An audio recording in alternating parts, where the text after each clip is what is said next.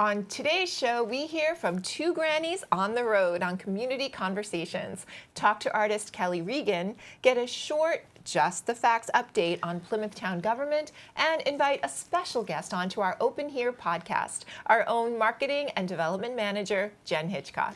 And if you're looking to learn or just have some fun, we'll also be talking about classes, programs, and upcoming things to do in Plymouth, Pembroke, Kingston, and Duxbury. We're glad you're here. Let's get started.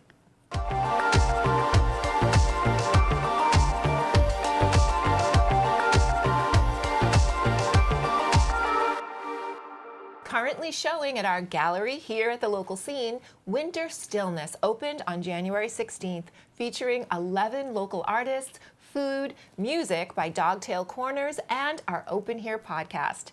Tiff sat down with artist Kelly Regan. We're with Kelly Regan. Welcome. So good to have you here today. Thank you. So you are an artist. When did you realize you were an artist? I don't know. I mean, I'm not like professionally an artist. I guess I don't pay my bills through art. So I don't know if I like that. I think sometimes is the marker that people will use to define when they become an artist. I think I've just always been creative. So I don't know if there was ever a moment that I was like decided that I was an artist. I think I've just always been someone who's wanted to be creative or to make pieces about my experiences. Can you describe the art you submitted to the gallery? Sure. So it's one of my favorite pieces. It's called Companionship. And the main focal point of that piece is a picture that I took in Middlesex Fells of a deer carcass.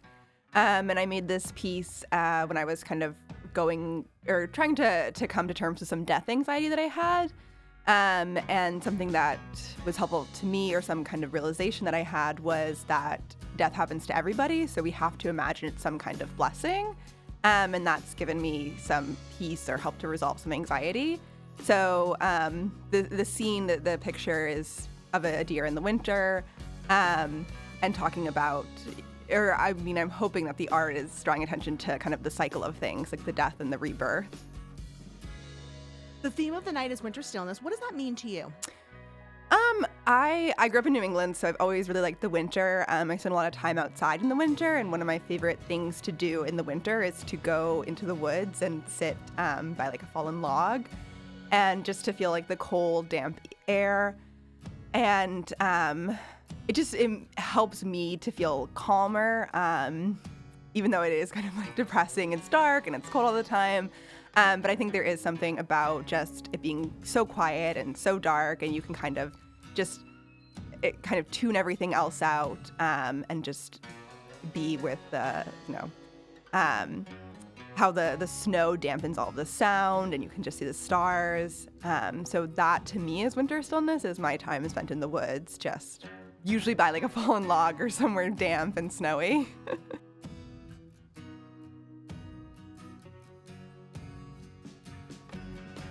To learn more about Kelly, check out her Instagram account at fishtooth with 2 zeros.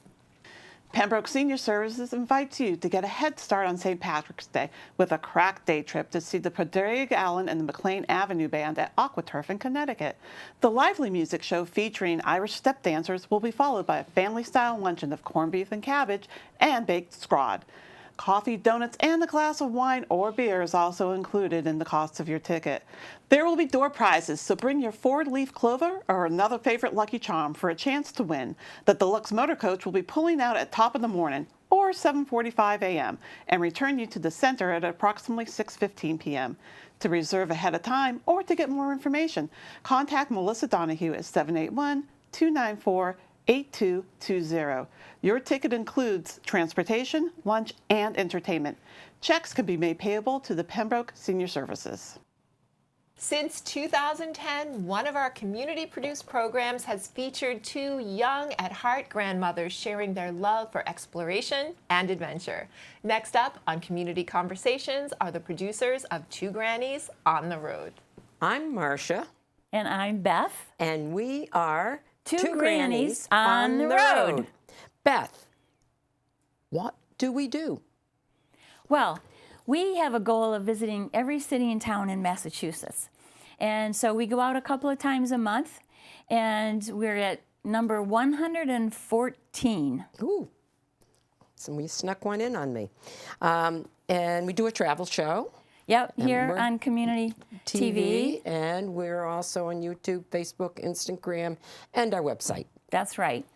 And so now, how do we find when we get a town? How do we decide what we're going to do in that town?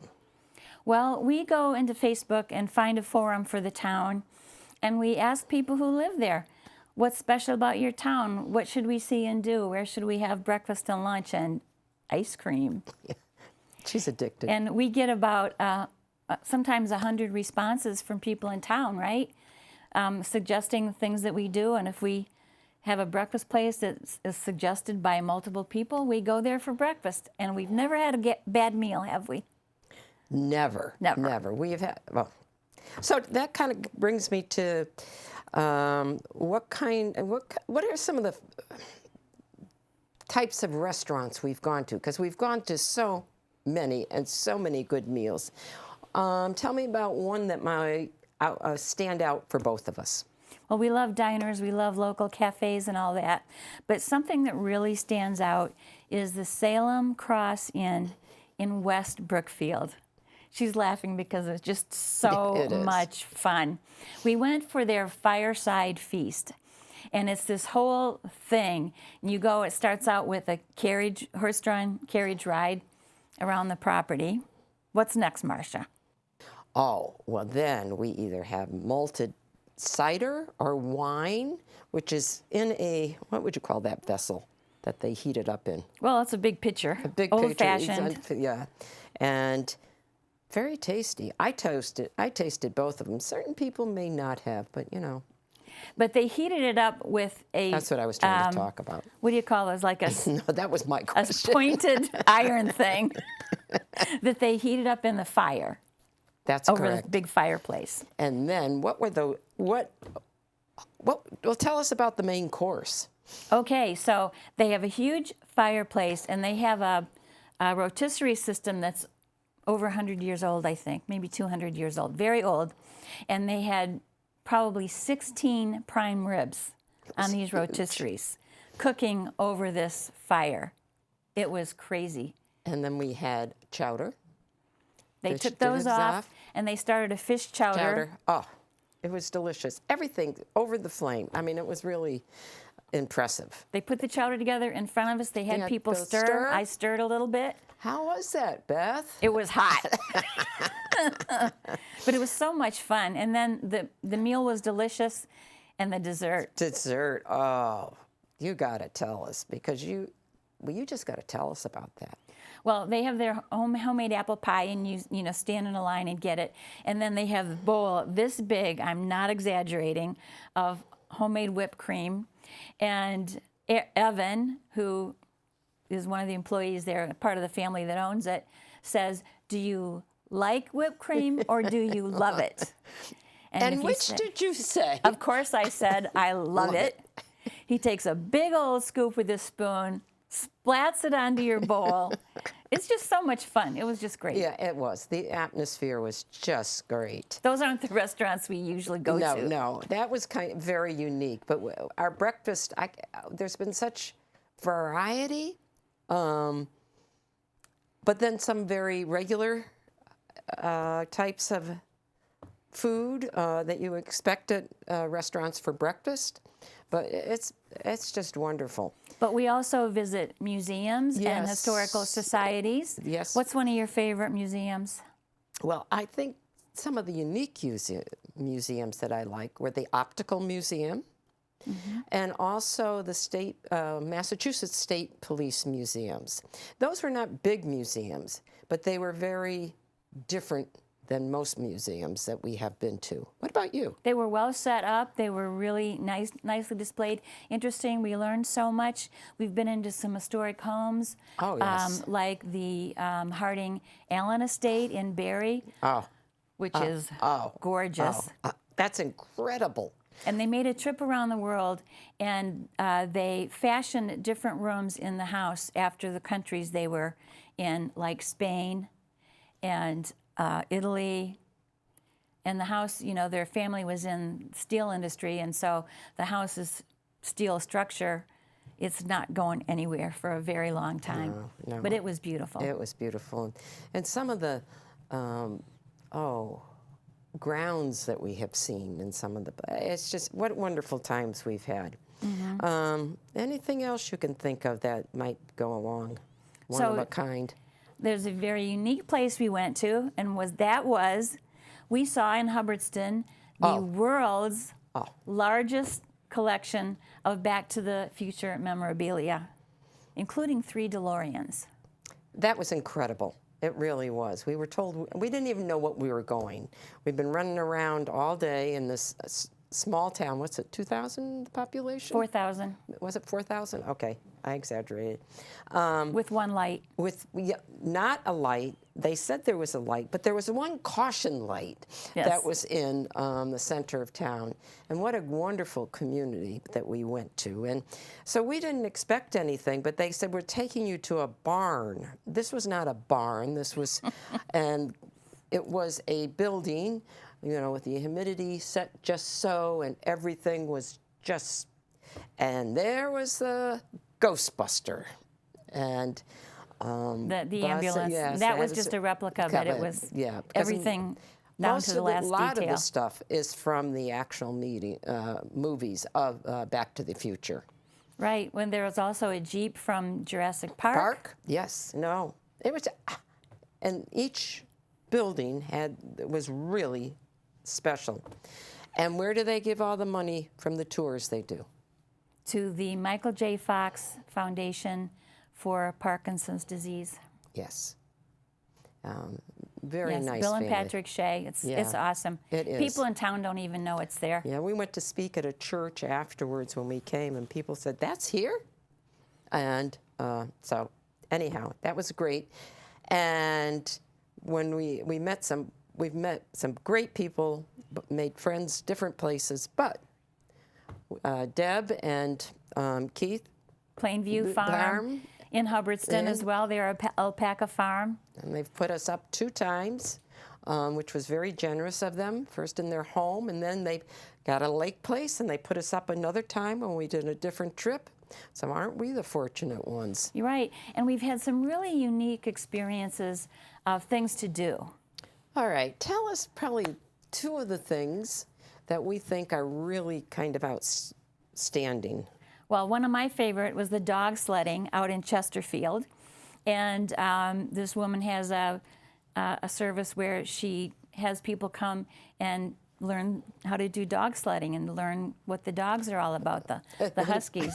And there wasn't any snow when we went, so she has a cart on wheels, and we went through her property. It was a pretty bumpy ride, but it was quite an experience, and the dogs were beautiful. And Beth had a, what do you call that light on your head?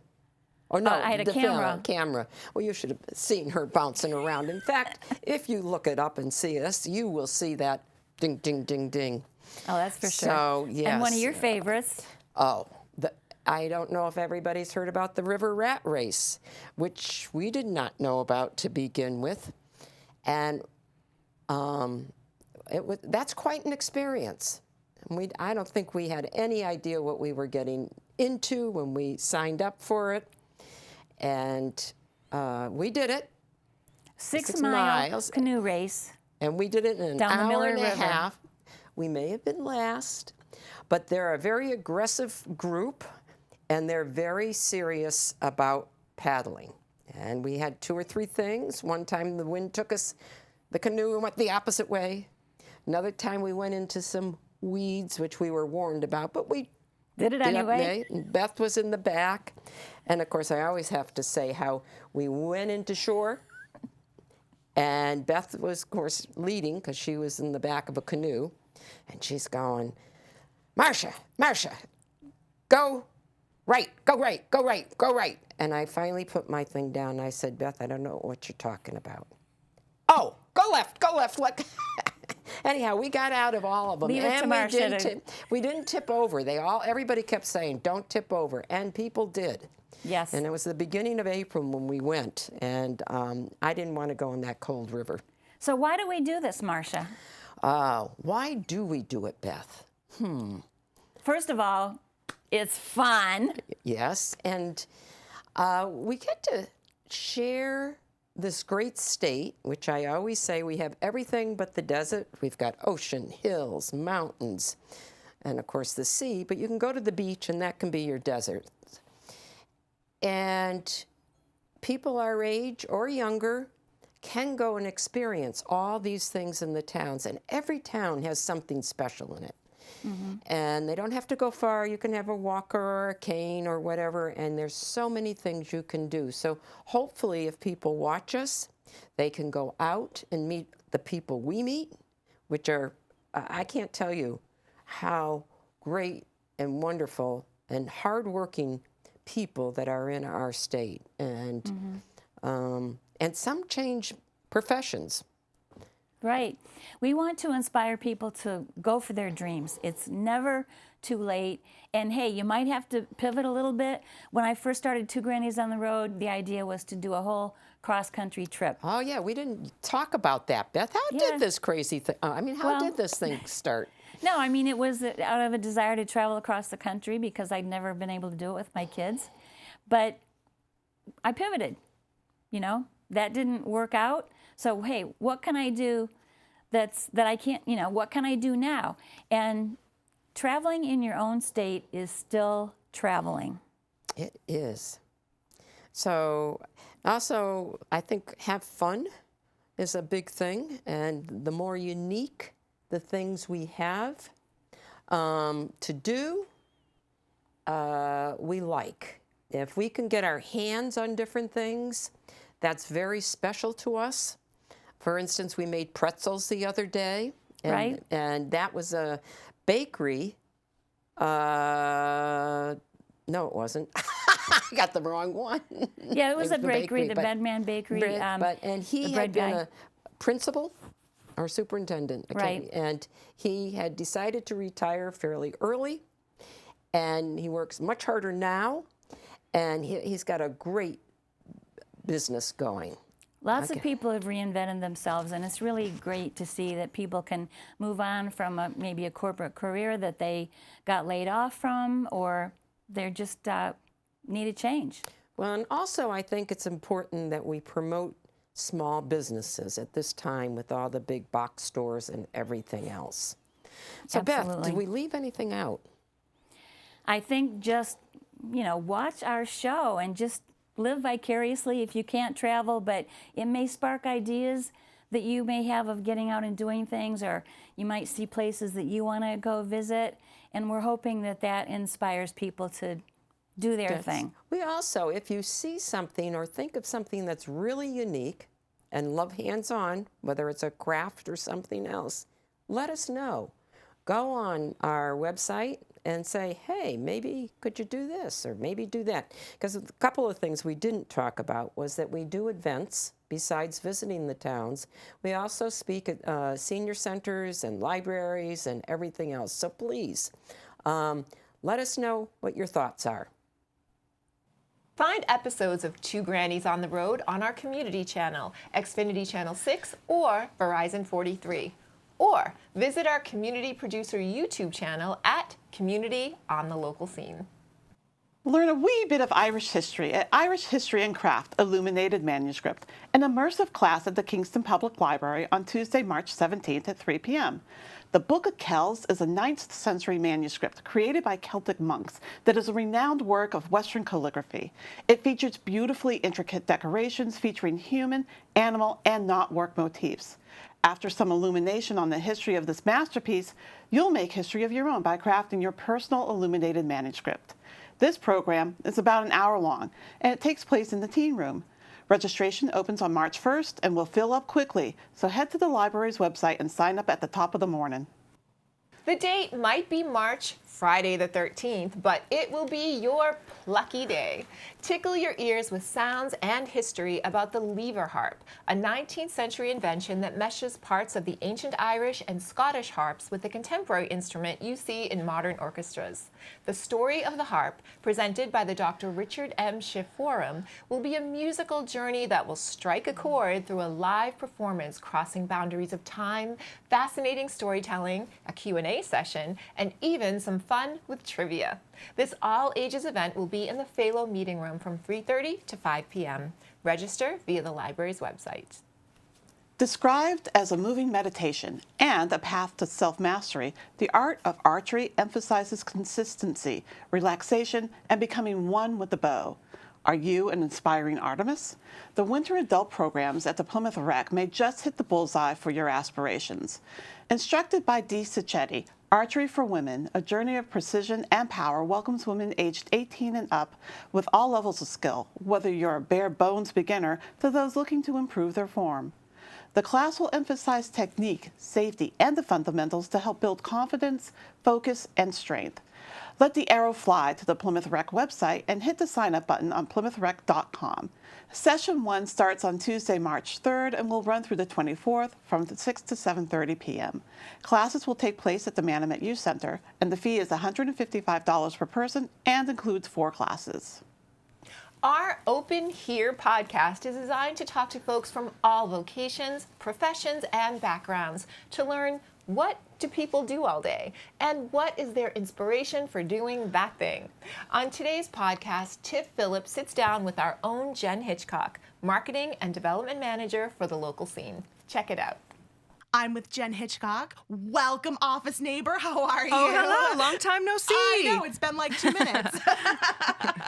Before we get into it, I need to know, what is your professional background? What did you do before you hit the local scene? Before I hit the local scene, so my professional background, the biggest chunk of my adult life was spent in the music industry. I worked in music publishing for about 20 years or so at EMI Music Publishing, which was like one of 4 major publishers, music publishers in the 90s. So I worked in the film and television licensing department on the creative side. So what we did is we pitched our copyrights to film and TV people, to advertisers, to trailer people.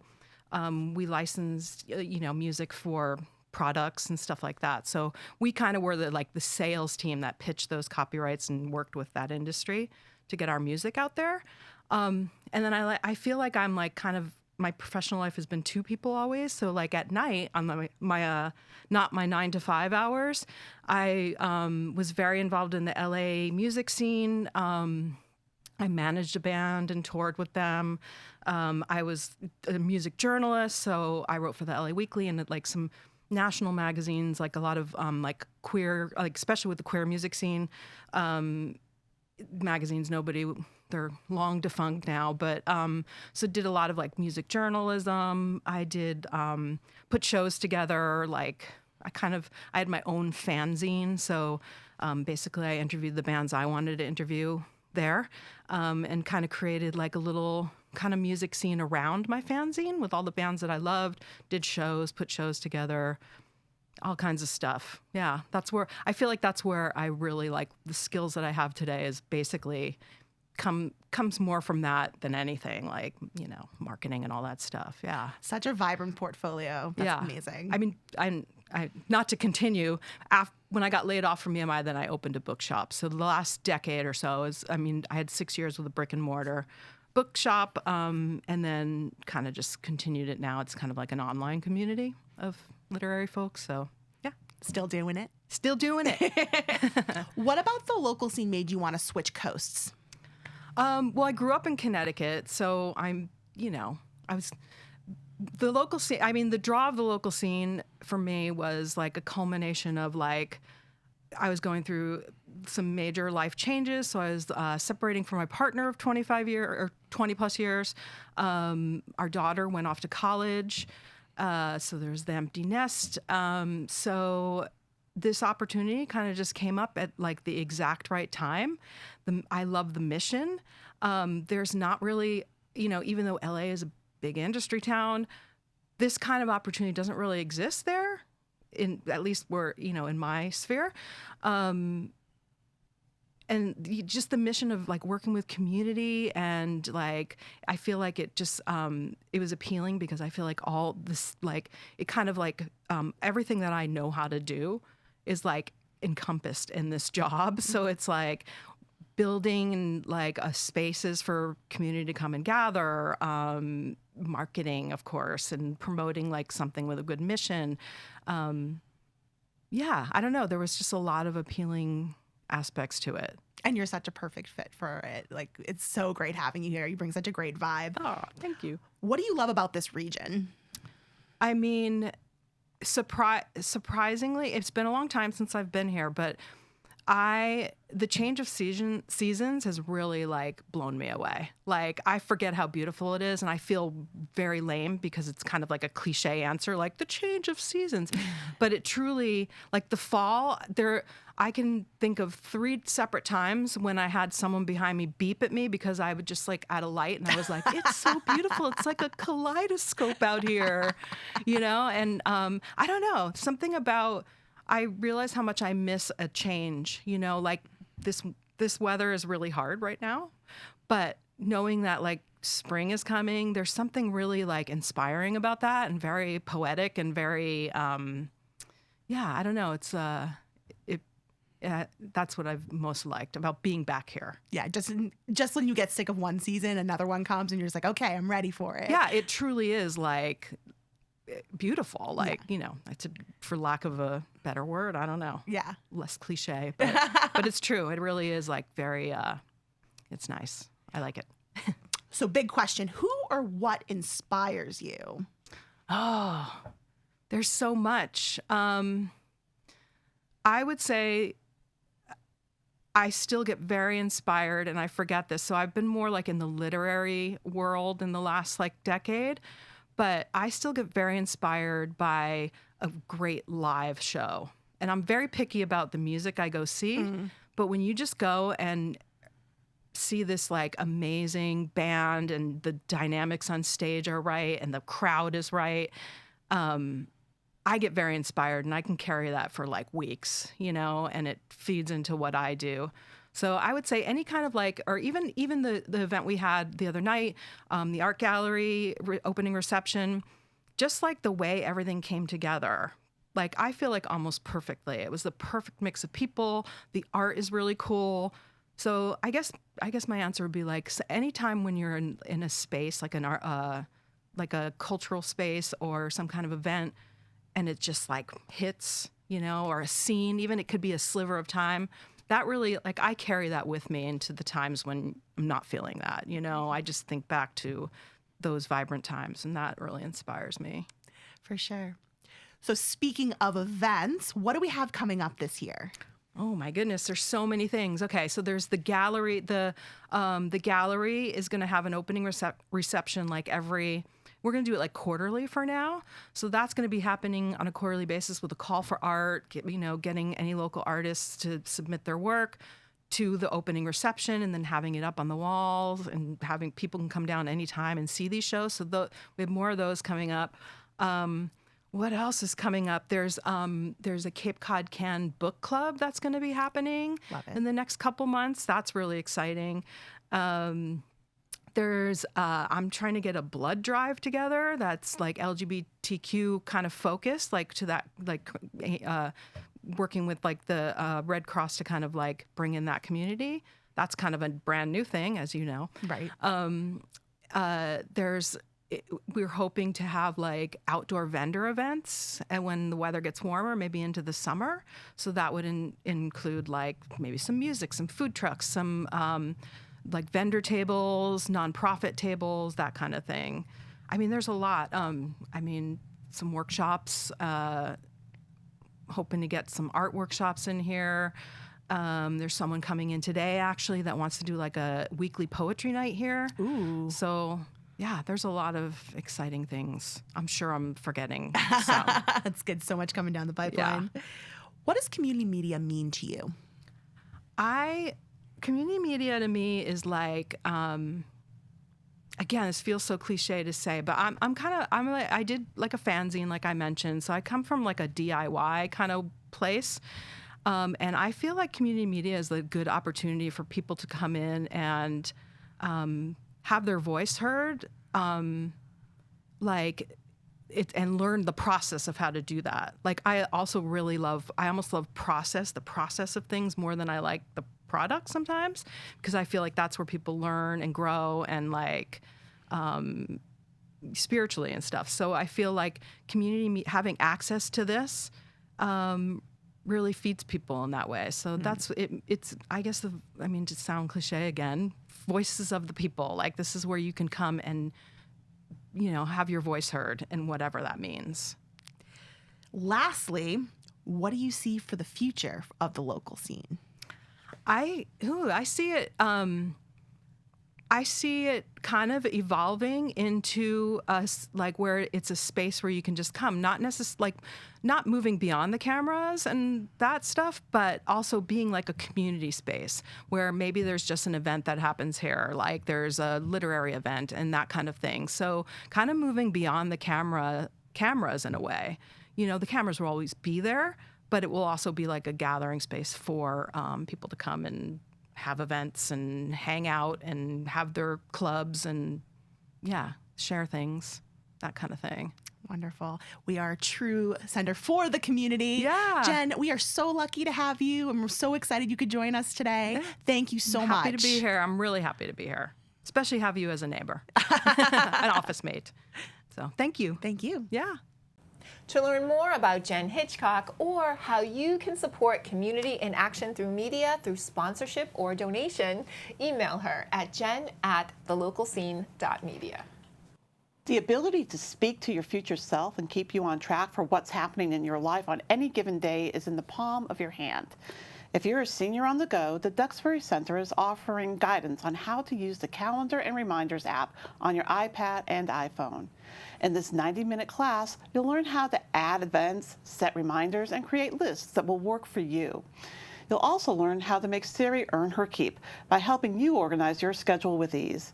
So take out your old paper day runner or calendar for maybe the last time and add Wednesday, February 25th from 4 to 5:30 p.m. to your to-do list. The cost is just $15, and you can sign up through the center's website. Next up is Dave Antoine with a short Just the Facts update on Plymouth government on the local scene. After holiday hiatus, the Plymouth Committee of Precinct Chairs got off to a subtle start for their January 15th meeting with a handful of agenda items. The Plymouth Area League of Women Voters made a presentation for an upcoming public workshop that they're hosting titled Running for Town Meeting. Educating residents was the main theme of this presentation, with the League's Deb Etzel and Emily Tompkins providing a sneak preview of the workshop.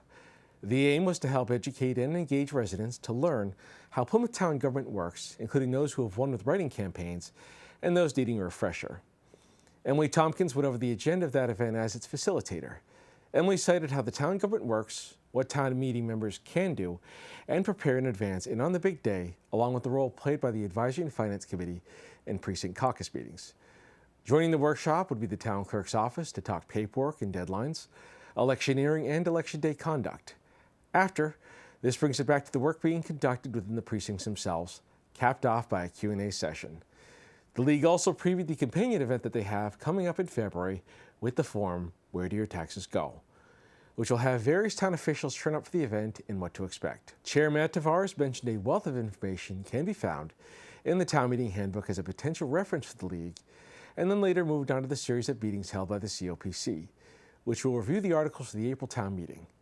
Given they will be meeting more than once for February and March, these meetings are expected to run long, and therefore will be meeting an hour earlier with the local scene covering these meetings.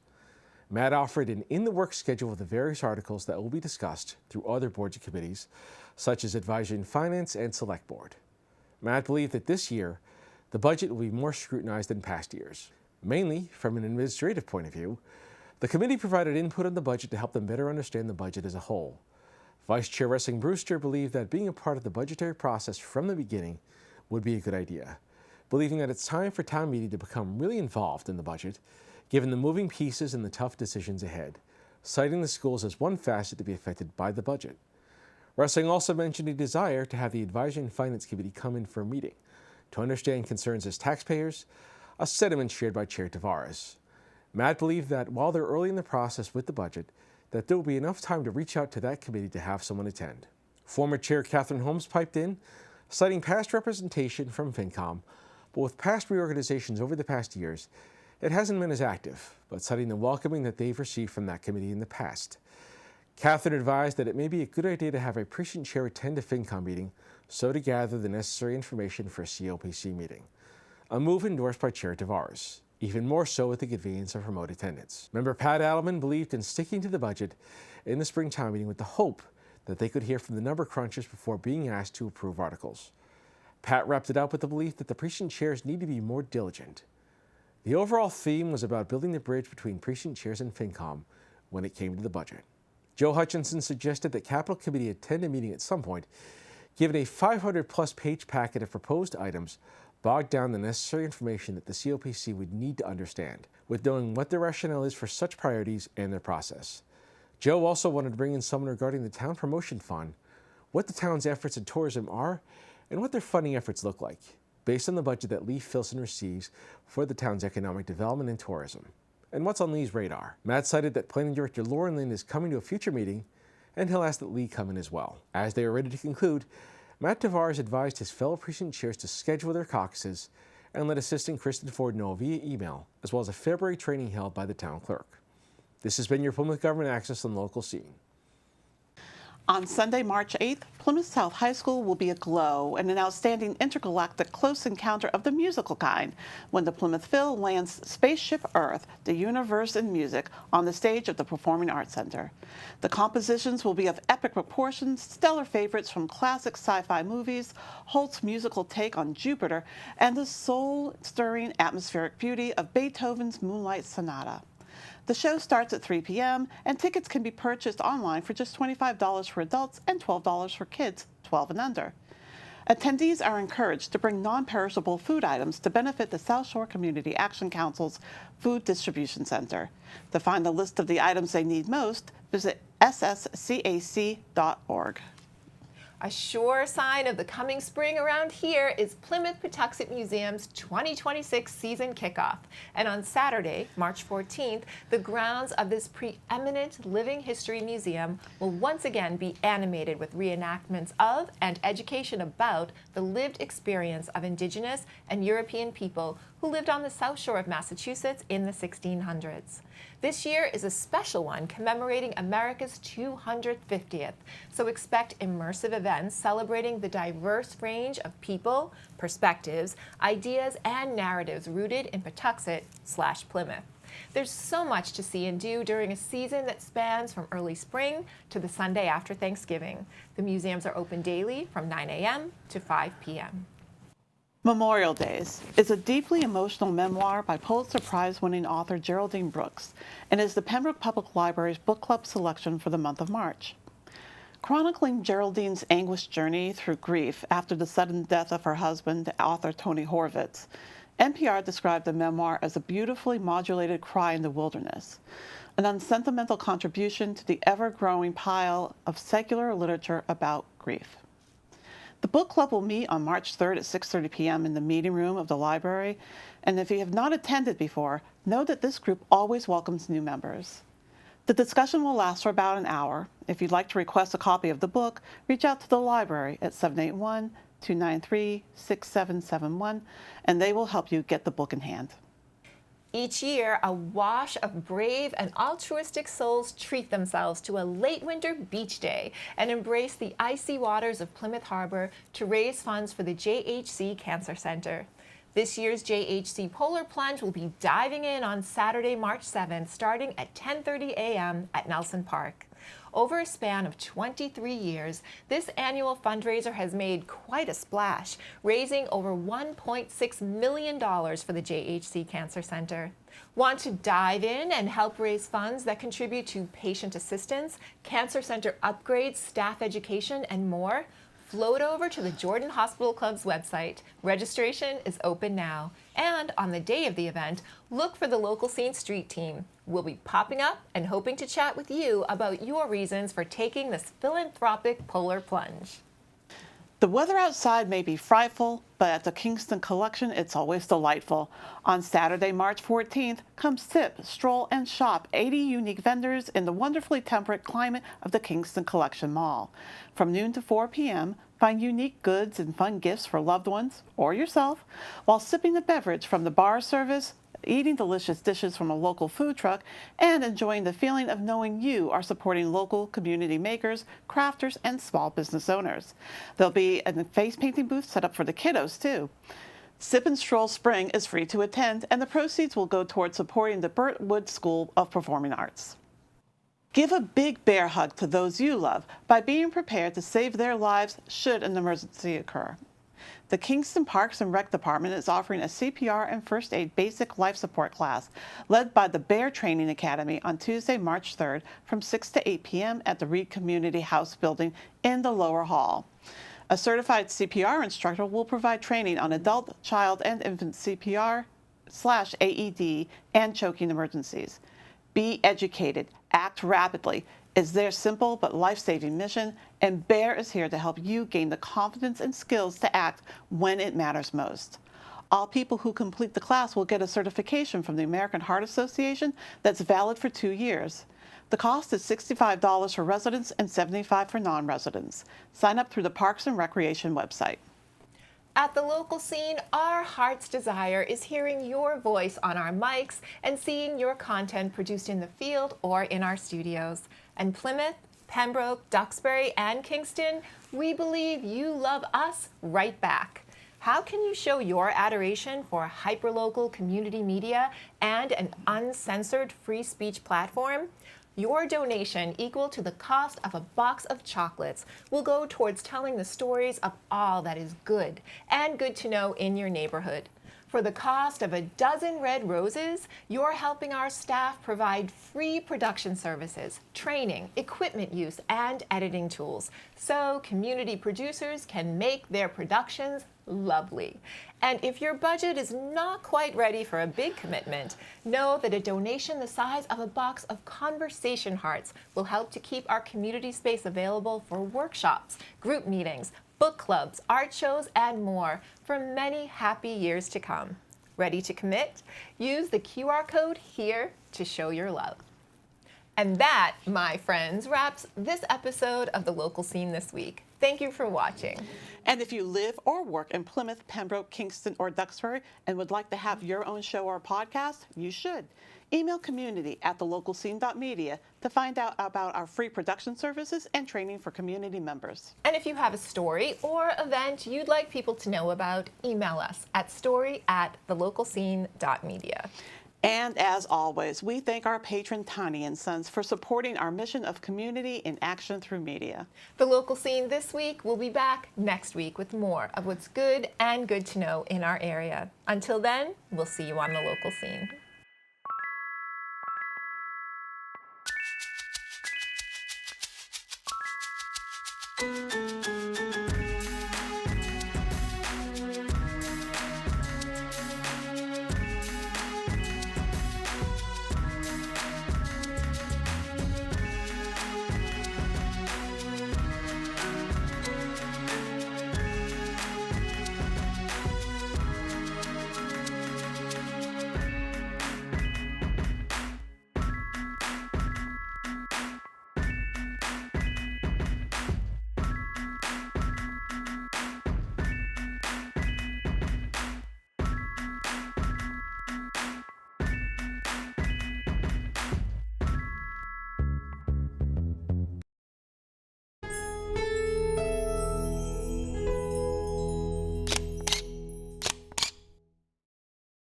Hello, friend.